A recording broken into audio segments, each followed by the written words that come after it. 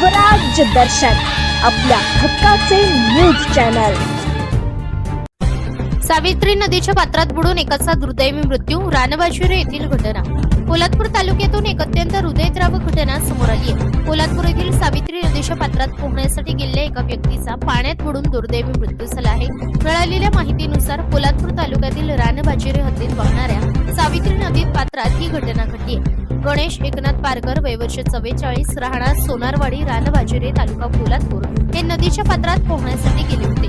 मात्र पाण्याचा अंदाज न आल्याने ते खोल पाण्यात बुडाले आणि श्वास गुदमरल्याने त्यांचा जागीच मृत्यू झाला। ही घटना 6 एप्रिल 2026 रोजी सायंकाळी 4:15 सुमारास घडली असून याची नोंद पोलादपूर पोलीस ठाण्यात करण्यात आली आहे।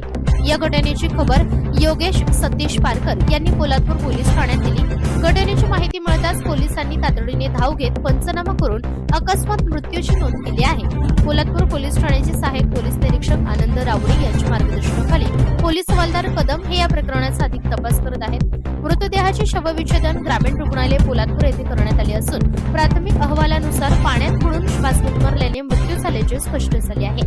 ब्युरो रिपोर्ट स्वराज दर्शन पोलादपूर।